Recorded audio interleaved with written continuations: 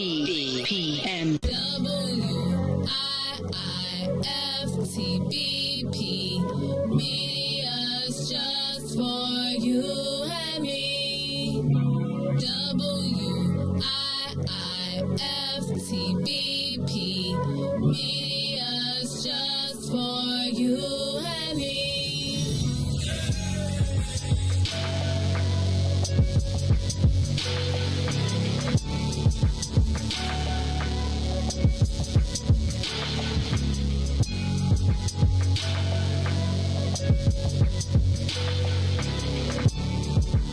Broken screen? Crash system? Are you in need of spyware or virus removal from your computer?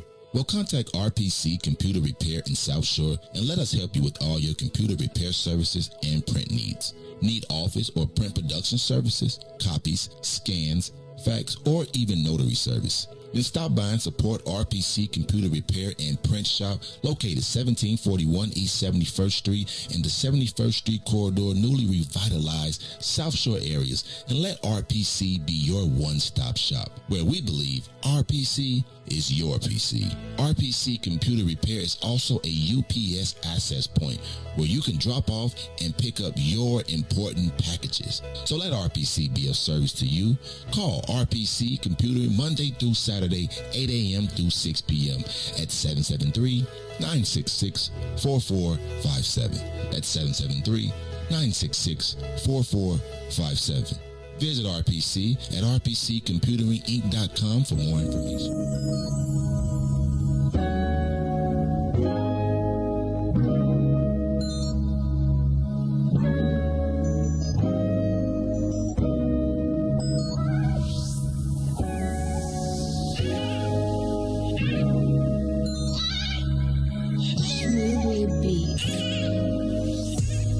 I press decline and you keep calling me. Give you some love and you want all of it. I'm out here working, nigga, get a grip. I'm just trying to touch a million, you just wanna coexist. I say you clingy and you contradict. Give you my heart, you think it's counterfeit. Give you my word and you won't trust in it. What's the point of loving me if you don't know what trust is? I need the is you give now. Please don't back down on me. You've got the attention I need. Put your pride aside for me. Oh, 'cause I need that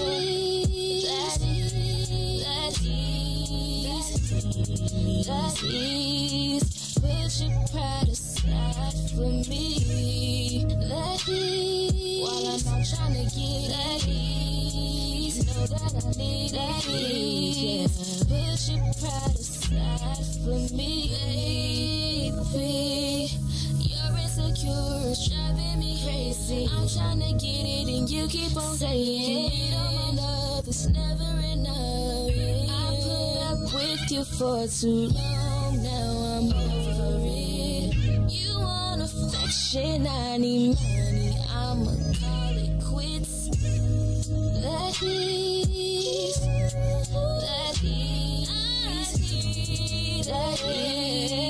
Put your pride aside for me. Let ease. Why was I trying to get it? Let ease. Put your pride aside for me. Put it aside. Put it aside. Put it aside. Put it aside. Put it aside. Put your pride aside. Put it aside. On me. Put your pride aside for me.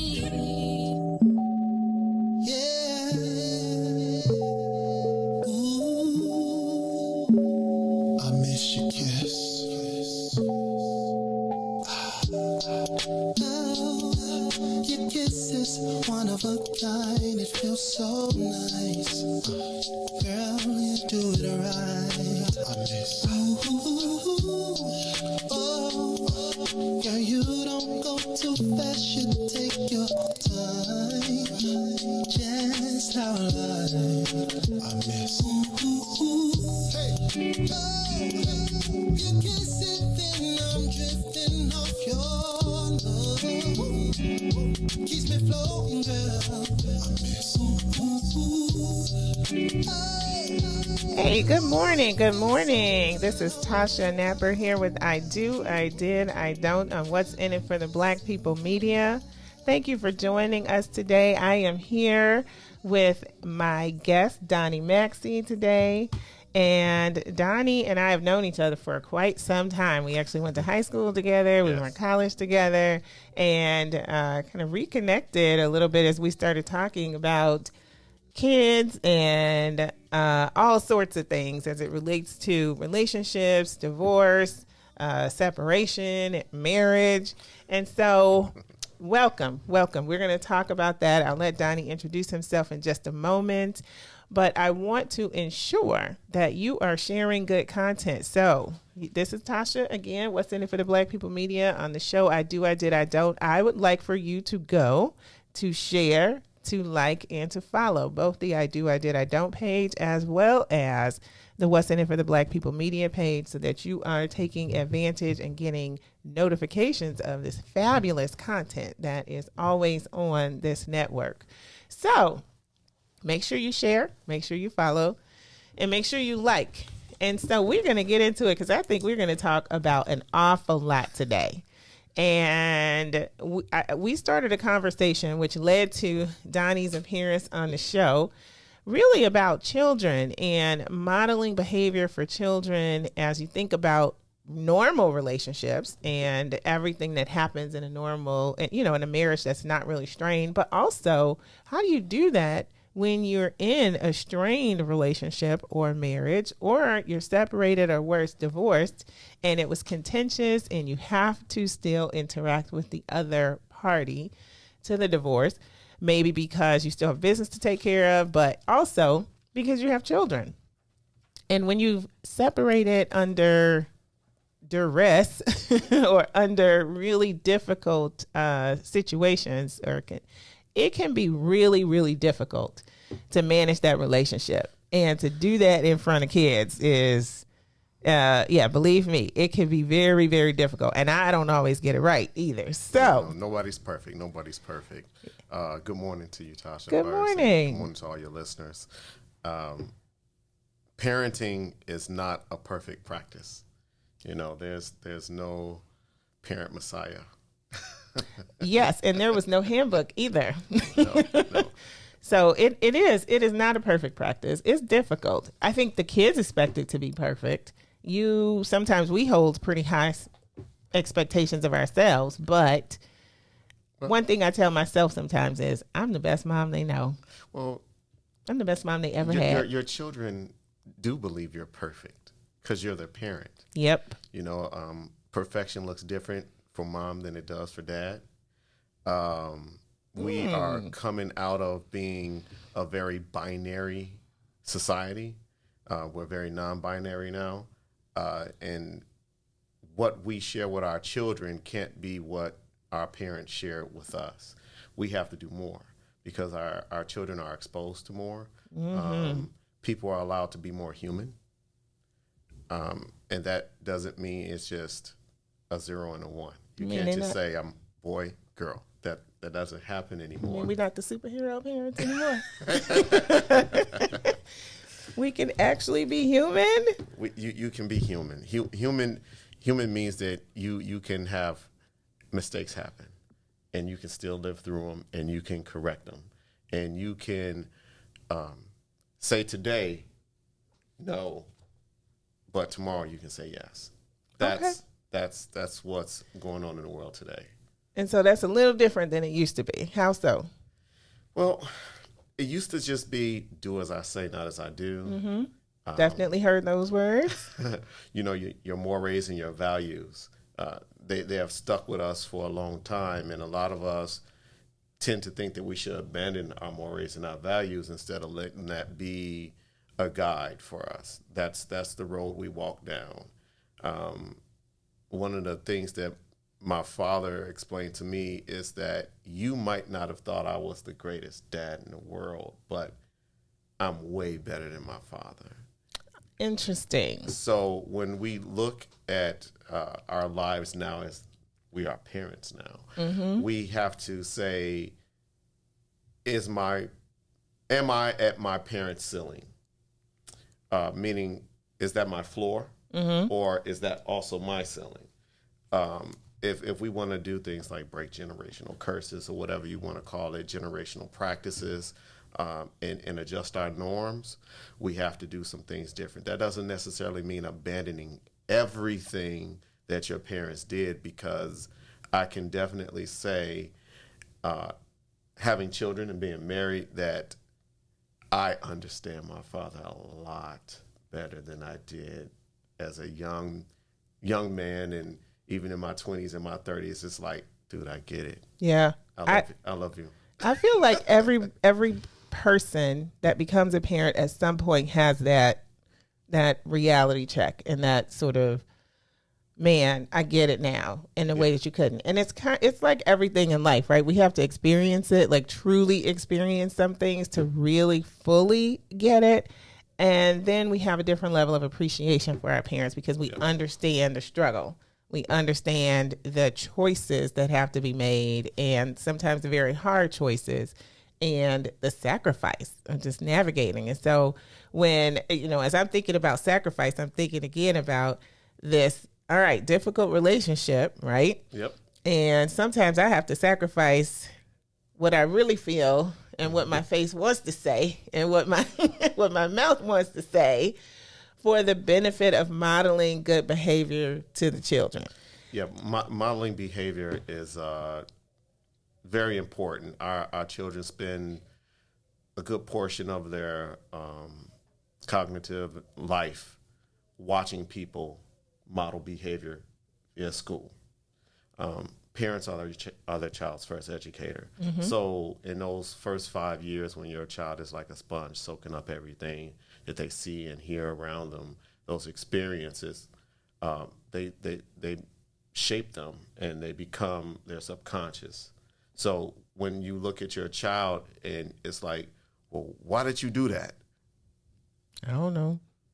Well, maybe I saw it. I mean, pretty much children have a blank slate.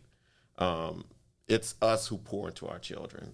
So what I'm hearing you say is that they model and they repeat what they see, and then they repeat what they see. Not necessarily what they're told, but what they see. And they are not even aware necessarily that that's what they're doing. No, they're like a little canary. So, you say one thing and they're like, okay, in this situation, I'm going to say this. This is why it's important to look at yourself and do some critical self-assessments, and also look at your partner, whomever you're parenting with, or even if that partner so happens to be your parents, and say what's valuable for my child to see, Is it valuable for them to see conflict, or is it valuable for them to see resolution? Interesting, because man, this is hitting me in a lot of places right now, right? As I think about my life and parenting. And yeah, there's a lot we could talk about. So let's start here. Let's talk about what children see modeled in healthy relationships. What do they see modeled in healthy relationships between a husband and wife, or even if they're not married, between their two parents that are in the household?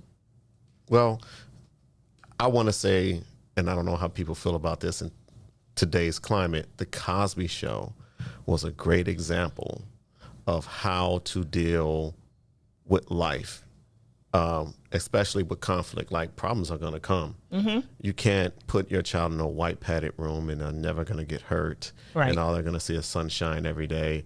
That's just not the way life goes. So in a healthy relationship, they're seeing... Healthy is relative. Very true. Very true. Oh, so let me say it this way. What skills are the children seeing used that they can now put in their toolkit to be effective, productive human beings? So I just heard you say Cosby Show, good modeled conflict resolution, because the conflict is going to come. So they're seeing that modeled in how to deal with disagreements and how to deal with, we disagree, but we still have to move forward. Maybe we agree to disagree. Disobedience. And so how do, they're going to see conflict, but they're also going to see a healthy way to manage through that, to Correct. Address it, not ignore it, but to address it, to manage through it in order to still maintain the relationships. That is correct. So let's say you have a parent that's always yelling at the kids. Mm-hmm.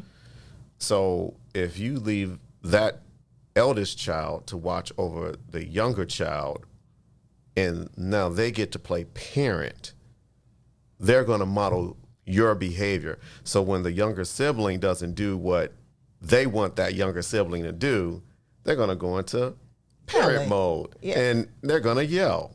Yes. So it's because not that's like, what parenting looks like to them. That's what their mind at that stage in their life understands parenting to be. Now they can grow and they can develop and say, I've learned this. I've studied some psychology, sociology, and pedagogy, and all this stuff, and I've learned better. I'm going to do better. Mm-hmm. And then they get in a familiar situation, and their subconscious says, "Whoop, we're going to do this." So back to being, and now they're an adult. They've decided, right, I want to do this a little differently, but they still respond many times, not all the time, but many times they're still going to respond the way that they did, the way that they learned when they were much younger. So that's either going to be an emergence or an eruption.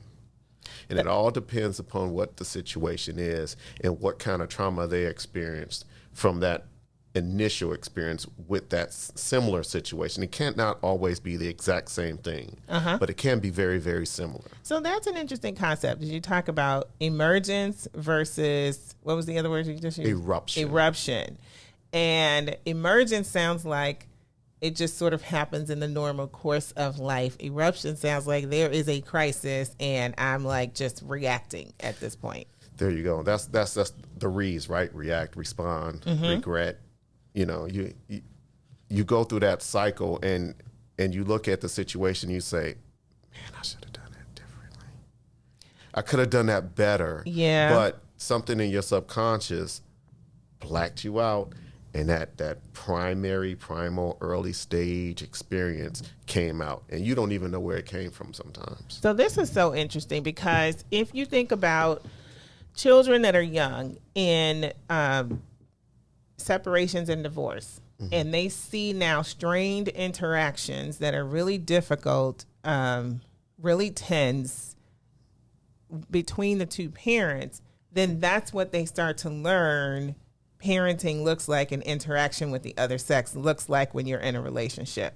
And so even later on, they may say, I don't want to do this. This is not how I don't like the fact that they're arguing. So let's take an example. You've got a couple, they're getting divorced. They are constantly at each other's throat. They're arguing all the time. There's no way to hide that from the children. And I think, let me just take a little side note here. I think we always believe that we're hiding stuff from the kids, and we're not. We're fooling ourselves. We're believing that the children aren't seeing what's going on, but children operate through their intuition. They have to make sense of their world when they can't really explain, when they don't have the words for it. And so they're feeling whatever energy is there. And they can't articulate it, but they feel it and they're processing that. And we still believe somehow that the kids don't know when things are amiss. I think sometimes the kids know before we know. Oh, yeah, they have their own intuition.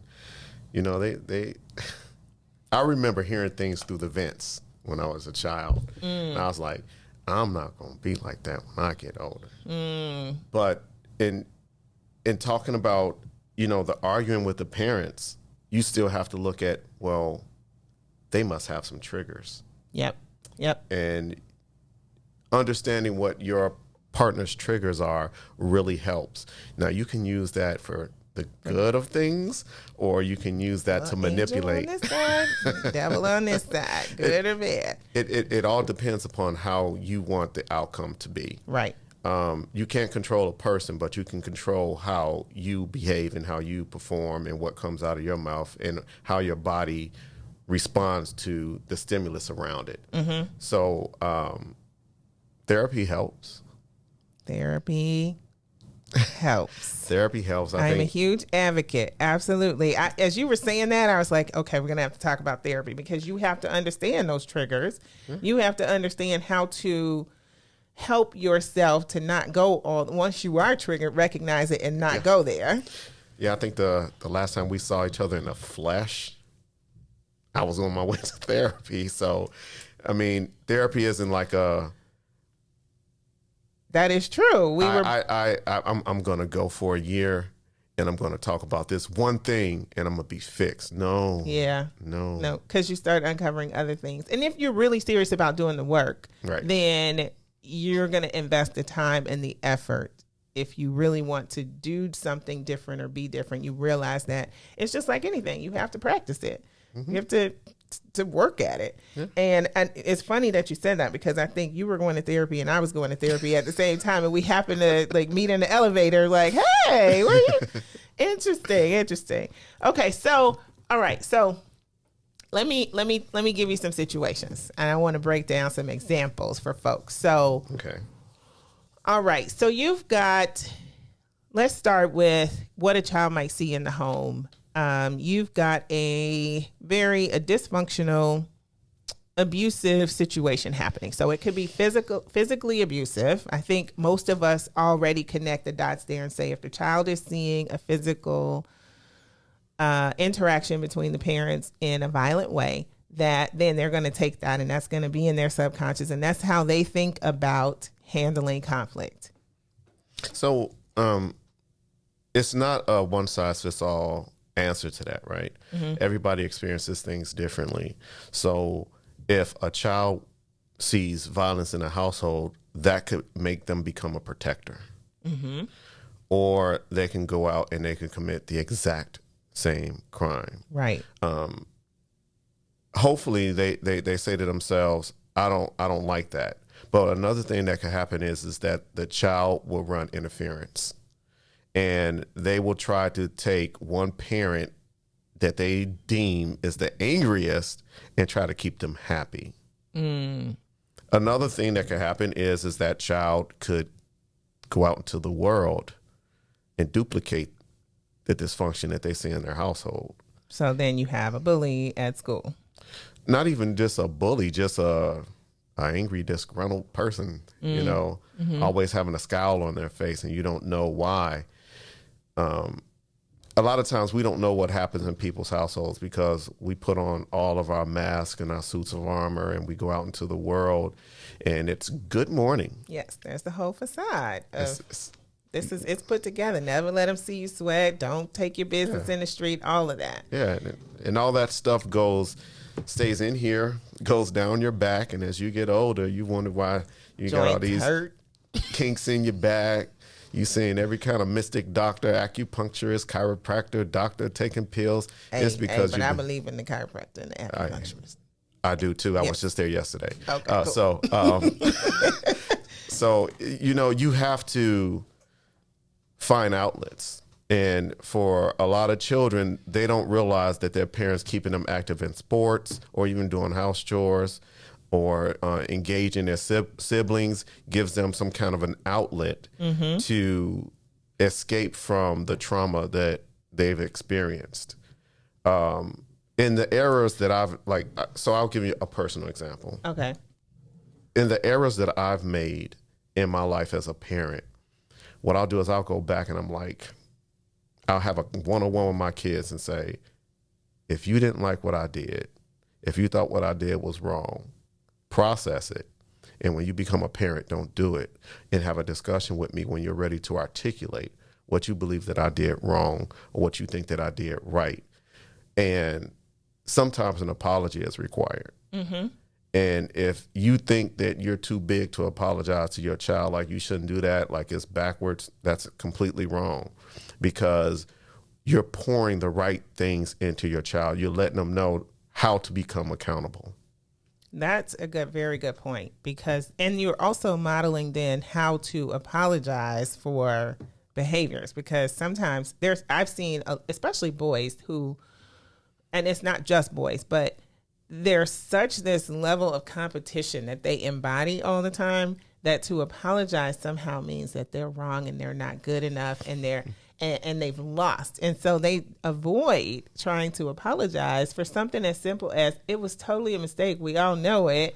And so to just say, I'm sorry, I didn't mean to do that. It becomes this mountain to climb for them, and it's just like this personal attack they feel on them. But if they're seeing their dad do that and apologize for the behavior, then it's like, oh, okay, this is what you're supposed to do. So it can be dad or mom doing that. And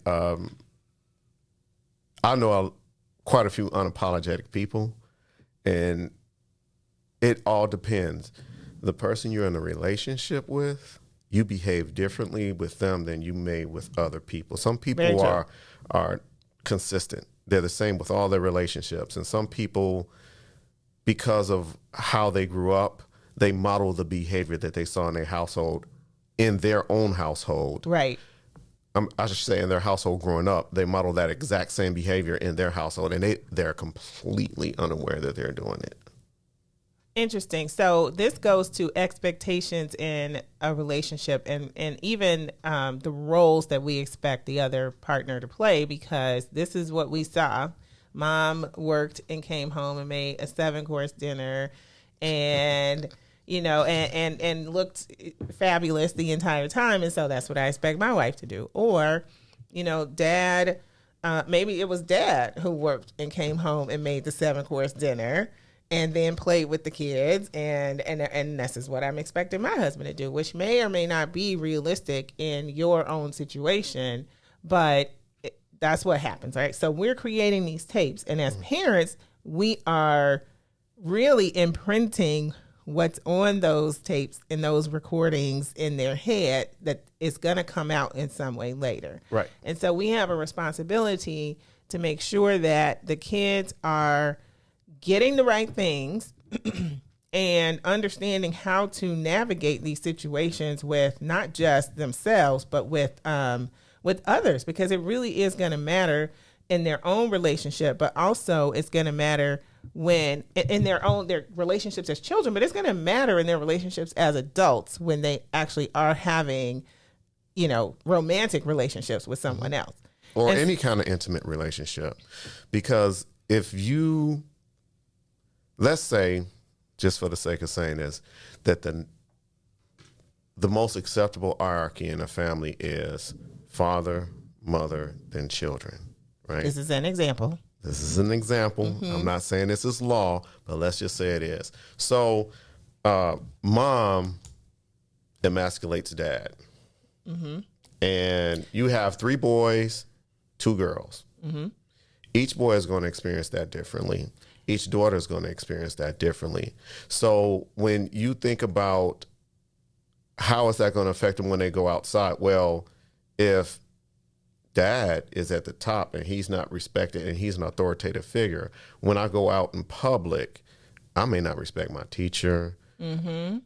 I hate to say this, but I may not respect a police officer. Mm-hmm. And that may cause problems where, and that's just one child. Because you're not respecting authority. This is because of the structure and the construct you see in your home. The structure at home is off. Mm-hmm. Now, I'm not saying that dad has to be that one or it has to be emasculation. It could be misogyny, you know, and dad could be a complete jerk. And you have one daughter. And what is that daughter going to understand about men and how a man should communicate to her? And when she goes out there, what kind of trouble can she possibly encounter, or situations could she put herself into? Or is it going to be a complete defiance? Mm-hmm. There is a best practice. Okay. That's so to speak. I'm not going to say there's 100% assurance in it. And I think that was the importance of the Cosby Show, because a lot of people got to see how a man and a woman can have the roller coasters, you know, the sine waves and the up and downs in the relationship. Children who not are all the same skin complexion, same hair texture, same gender, and they have different aspirations. And how do they deal with that? Mm-hmm. Because we are just coming out of, or let's say, as a people here in America, black people, I believe are evolving. We're coming out of religious praying on our knees into, I'm gonna still pray, but I'm also gonna go to therapy, and I'm also going to take better care of myself health-wise, because nobody can function well if I can't function well. Right. We're understanding the impact of that we've received, I think, over generations of trauma, and how that's impacting our bodies, and the impact that our food choices have on that, and our activity choices, all of it, and our mental health, and what we're doing to address that. And so we're learning better, and we're doing better collectively. Right. Do we still have work to do? Absolutely. All of us do. Never stop. There's nothing wrong with that. So I'm going to take a quick break, and we'll be back. We are talking with Donnie Maxey, and we're talking about children and modeling behavior, and it's specifically, how do you do that in difficult relationships? So we'll see you on the other side of the break. WIFTPM.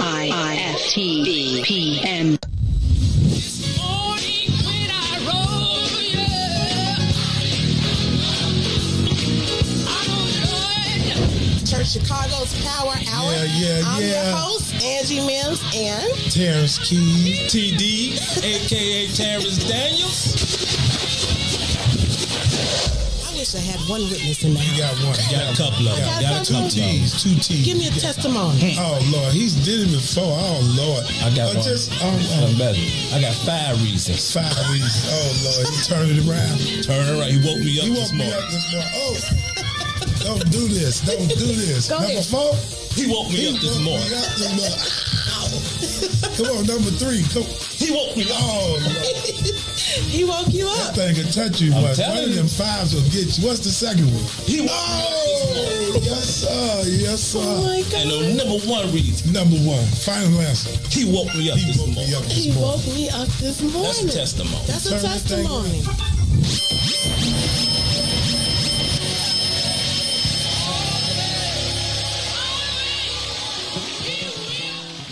Special. Yeah, man. Ideas, man. You don't have to find me. I'm walking right behind you. It's so clear to see that you wanna be free. You don't have to find me. I'm walking right behind you. It's so clear to see that you want to free. Let's go. Standing my ground, I can't mess around. It's like my time is in a bottle, captured by your love, yeah. Now I know women's got this thing going on. We can't stay around so long, but I wanna come correct. Baby, get your foot off my neck. You don't have to find me, I'm walking right behind you. Understand clearly, you wanna be free. It's the time. Hey, welcome back to I Do, I Did, I Don't on What's in It for the Black People Media. This is Tasha Napper here, and I am sitting with Donnie Maxey, and we're having a conversation about modeling behavior for children, especially in difficult and strained relationships. Hey, DJ, I don't know where you're getting these songs from, but that was sweet. I liked it. That's a good stepping song. That's a little cutter right there. Ain't it? Yeah, who is that? Hey, if you really listen to like the lyrics, though, it sounds a little stalky. But no, that's you know, he say you don't have to find me. I'm walking right behind you. Right? Yeah. But no, I think that's Shaun White. That's either That's Shaun White or too? Slick or Slick. Okay. Slick J, either one. That's the one I was thinking it might Yeah, be. Slick. I liked it. I like that. I'm going to have to add that to the playlist. All right, y'all. So welcome back. I like music. Okay. I like stepping. So, you know, we had music a lot of times. I'm over here moving and bobbing and just enjoying it. So, all right. So I want to come back to something you said before the break. Okay. In the example you provided, you talked about a hierarchy at home. And just for example, husband, wife, mom, dad, children. And if the dad is supposed to be, from the children's eyes, the authoritative figure, but is being emasculated by the mom, then the children learn not to respect authority, essentially. And they process that in different ways. So you mentioned 3 boys. They might process it 3 different ways. 2 girls, they'll process it 2 other different ways. So I want to come back to that and talk about it a little bit because listeners know, I have 3 boys. So it's always really important to me. And I'm looking for tips for myself, too, around how do I help them to be the best young men that they need to develop into, that God has entrusted me to mold these little lives, and to do that in the way that, to see what is it that they like, and to help steward that. What is it that he's telling me that I need to do for these boys, but how do I help them to walk into the people that God has called them to be? That's important to me, right? And so this whole piece of emasculation, I want to unpack that a little bit. First of all, let's talk about what does that look like? So when we say emasculation, that the woman is emasculating a man, what is the woman doing that's So a lot of conflict always goes back to power. Mm-hmm. So there's a power struggle. Yep. And when you're emasculating a man, basically you're stripping that man of masculine power. And that could come in many different ways, like not listening, always like, he ain't up to no good. All men are dogs. Mm-hmm. It's the kind of negativity that may come out of your mouth, or some of the behaviors you may have, like, the little body language, whatever. Mm-hmm. Things that we could do without. Okay, so let me, I want to be real clear. So let's say if it's a dismissive tone or a dismissive body motion or language, but something that communicates, I don't respect you, I don't value your opinion or what you're saying, or I'm not going to listen to that, then that comes across to the male as emasculation. Correct. And the children see that, and they are processing that as, this is not the person that's in charge, this person's in charge. Correct.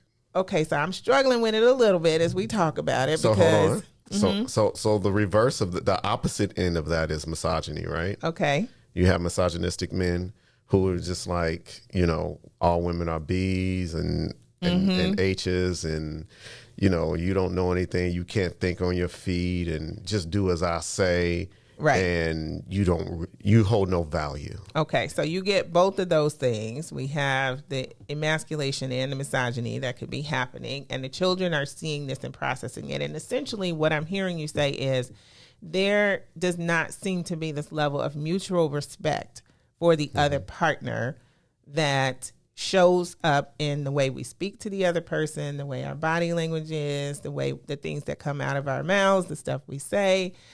Any of those ways, then the children see disrespect is basically what I'm hearing you say. Imbalance. Imbalance. The Bible talks about being equally yoked. That doesn't mean you pull the exact same weight that I pull. That means that we complement each other and we become builders together. I can't start building blocks here and then you come over and you like kick one off. Just kick that Lego off because you're upset about something that I did and I don't even know what I did to upset you, but you haven't been able to articulate it, so you responded or you reacted to it. Now you may regret it or you just may not. That's a possibility too. You may just be like, yeah, it is what it is. I did what I did. Right. So, and as far as the concern with men, when men like to be fixers. Reese, we got a camera issue. Thank you. Men like to be fixers. I'm not going to speak. Generally speaking, we like to fix things. We like to be that knight in shining armor and come in and save the day. But nobody can be consistent with that. Right. That's impossible. So I think men more so, the ego has to be fed. And I know people hate that, but I'm going to give a horrible example. We need examples, yes. I'm going to give a horrible example. So why do men go pay for intimacy? Why do they pay for it? Because they want that fantasy moment where they feel like they're being appreciated and their ego is stroked. And they keep coming back because in that business, that ego is being stroked. And that may be the one thing that they're missing. I don't think every man just wants to go out and just do something wrong and have multiple women. Some men do. I'm nothing against polyamorous. Poly is a thing these days. Nothing against that. It's just that some men just they want that one, and I think that's a lot of pressure on people these days, is to be the one because of everything that our black women have to deal with, right, and face. It's a struggle, but that doesn't mean that there's not a lot that black men have to deal with and face. And if you remember Good Times, Dad always came home and he always had the scowl on his face. Always had a scowl on his face. It's because that pressure. Tired, just being black in America, it's a lot. There are days I not being, culturally black, but being systemically black is exhausting. It is, absolutely. Being in the tax bracket of black is exhausting. And what I've done personally to try to help balance the power is I communicate these things. Like if I experience a microaggression at work, thank you technology, I share it with my kids. Like, you're not going to believe this. It's so interesting. I actually was having a conversation like this with my kids the other day because we were driving in the car. This is a sidebar from what we're talking about, but it's important because we have to teach them these things and how to navigate the world, right? So we're driving. We're on a very narrow street with parked cars on both sides. This woman is coming in my direction in a Porsche SUV, and I'm headed in my direction in my SUV in the opposite direction. She's a white woman, but she is not moving her vehicle over to accommodate both, right? Stand your ground. And so I'm in the car now. I'm saying, like, move over. You just what you want me to just move? Like, move over. And you're driving the Porsche. If you're scared to drive it, then, And so she motioned something to me, but it was clear that her expectation was to keep driving and for me to move out of her way. But that's a power situation. Exactly. And I explained it to the kids because I reacted to it and had lots to say in the car. And I said, what you just saw, unfortunately, was the dynamic that exists a lot in America where people who are in the majority will expect for you to move out of their way. Now, she didn't stop her car and pull over in a way for me to move, to keep going and then go ahead. She stood her, and I said, and I stood my ground. I said, I want you guys to pay attention and call this out. This happens on the sidewalk often. When you're walking in a direction, and there may be 4 people lying across the sidewalk, and their expectations that you're going to move over into the grass. I said, you'll notice I don't do that.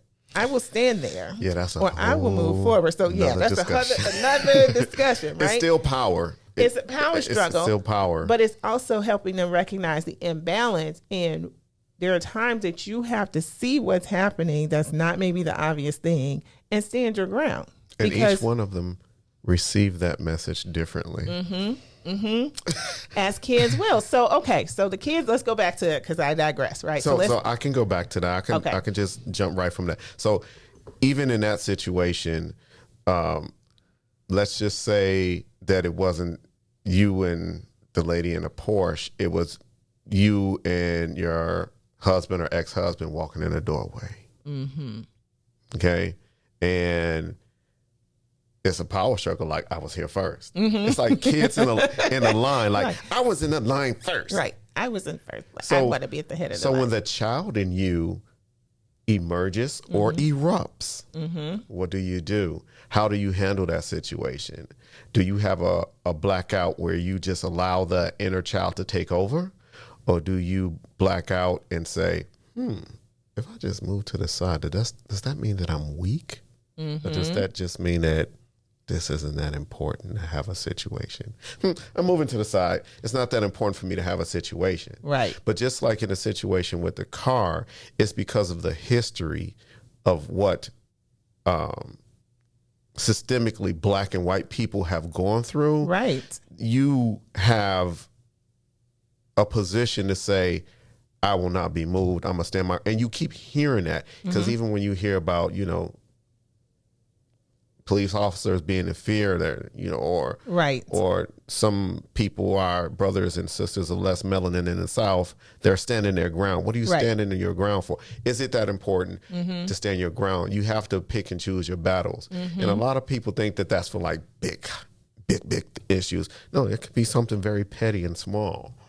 All right. So let's keep talking with this. I'm going to give you another example. Okay. All right. So I got boys. I'll use that as an example. I have 3 boys too and a daughter. So yes. So I'm in a 3-boy gang. All right. So let's talk about how this plays out in terms of the mom as well. So mom asks boys to do something. Boys don't respond and do. Mom asks again. Boys don't respond and do. Dad is watching the entire interaction. Dad asks boys to do something different. Boys respond immediately, hop to it, do it.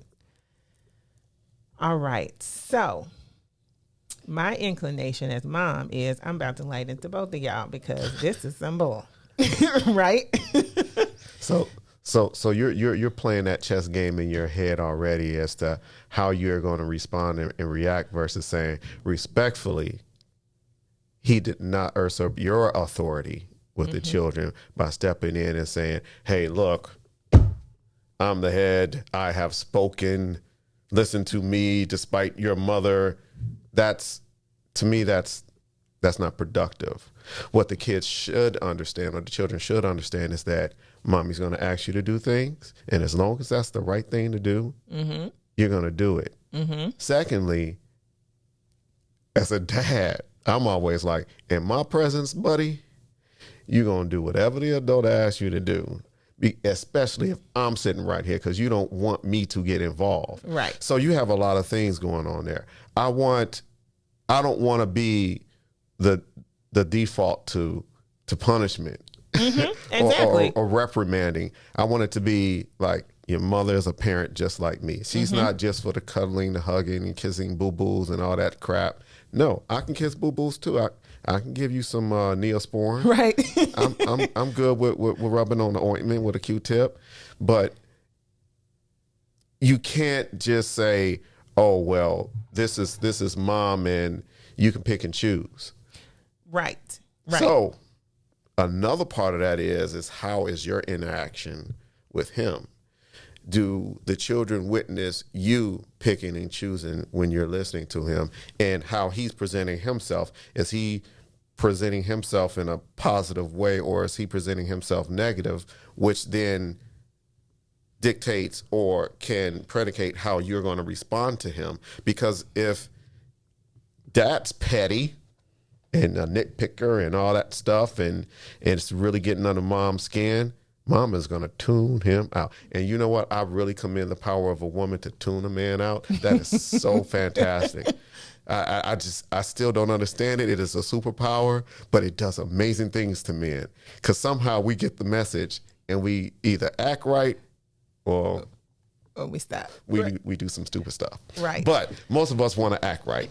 So I asked that question because I'm seeing oftentimes this power play that happens with divorced parents, right?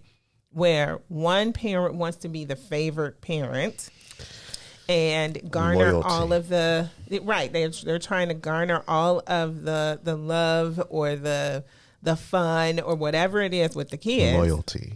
Say more about loyalty, because it's I'ma a keep very saying unhealthy loyalty. thing. It's a very unhealthy thing that's happening. And so it's almost like, well, I want them to like me more so that I don't get it. Maybe it's if something happens, I want them to choose me, which seems very juvenile, but we see people do this all the time. Or you want to disprove the stuff that's coming out of the other person's mouth. Like, they're saying this about me, and look, I'm your mama. You know, and you know how those conversations go. Right. Or right. the dad will be like, well, I'm your dad and I love you just like your mom, but so all these little conversations and these inner children inside of us in the line at school, I'm first in line, that inner child keeps coming out. And it's the system again. We are buried deep in this trash of this culture and this society about things that we don't know and understand, because our culture was ripped from us and we don't have a lot to fall back on. Come to find out that the people who ripped our culture from us are emulating that culture that they ripped from us. Right. So interesting. And we don't know, like, everybody should like most religions that come out of Africa, because it's all our religion. It's all our people in some shape, form, or fashion. And some of the values that we have abandoned are in those documents, whether I haven't read the Quran, but I know in the Bible it is. Very true. And you have to think about, African proverbs, like, where do they come from? It takes a village.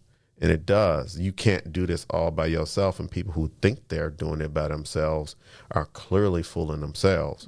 So when you go back to that situation and you think about, hey, am I being petty? I am. Let me stop. Right. It's never too late to correct yourself, because it can escalate. But by that time, the other person's like, oh, this is an opportunity for me to jump in and get my piece in. Yes. And understand that that's part of the process. You may not want to hear what's going to be said, but it's probably going to be said. And then you have to say, you know what? I hear you. That's when you turn off your talking and become a listener.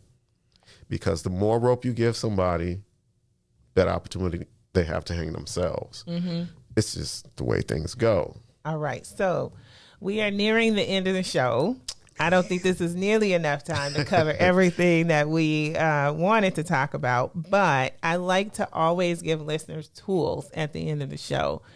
And for parents who are dealing with divorce and managing through difficult interactions that are strained, managing through this, I want to be the favorite parent or liked more by the kids, or this imbalance that's happening when essentially the parents aren't co-parenting in a way that's productive, most constructive as it is, as constructive as it could be. I'll say it that way, because it's complicated. Everything that we're talking about is very complicated, right? And so I want to give people tools. And one of the things we talked about first was therapy. and how important That's that number is. one. And I like that you kept going back to this inner child in us, because that child does come out at times, and we recognize it sometimes, and we'll say things like we're being petty or, how old are we today? Just whatever it is, right? So it's understanding that happens, that comes out, that happens, and therapy can help us to understand ourselves at a deeper level so that we can best manage that. But it's not just going to therapy.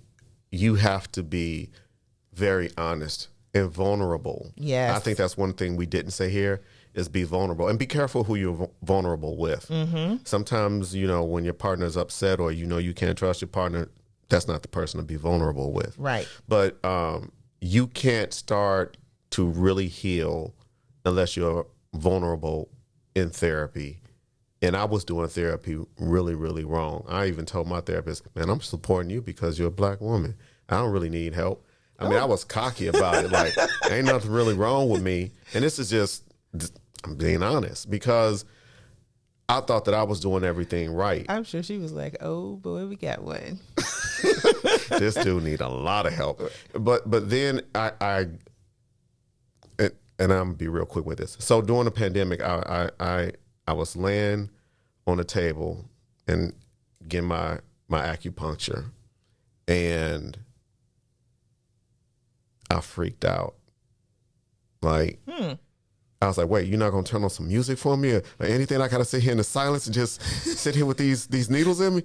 I freaked out, and that was the point in time I was like, hey, I got some anxiety issues. And from that point on, I started saying I need to be more honest about what's going on and understand. Therapy. And then when as you sit down and write, that's another thing we didn't say. Get yourself a little journal or something and write your stuff down and keep it under lock and key if you have to. If you have a laptop, you have notes on your phone, but write down some of these issues. One tool that I didn't mention is that if you're really upset and you're arguing via text, sometimes you can't respond. You can't react, but you can rethink. So what you should do is write down the text you want to send, sit on it, and if you're still upset about it 24 to 48 hours later, then maybe you can have a much calmer conversation about it versus, nah. You using all your fingers like it's a QWERTY keyboard. Just take a break and breathe. All right. And also find outlets. All right. So we're going to have to end it there. And those are the tools that we wanted to share, and really sharing those so that you can be better on the other side. Thanks for joining us today on I Do, I Did, I Don't. And we'll see you again next Sunday. Oh, look at this. He brought me a gift. I don't think I've ever gotten a gift from a guest. So thank you very much. And I like Garrett's popcorn. I'm giving you your flowers. Thank you, Donnie. In the form of popcorn. All right. All right. We'll see y'all. Thanks a lot.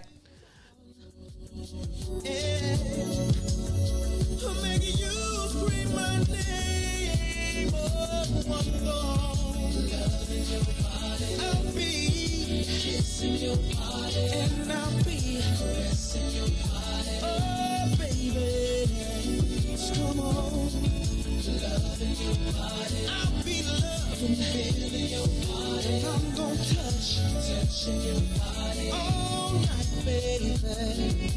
Now I'm about to fulfill your fantasy.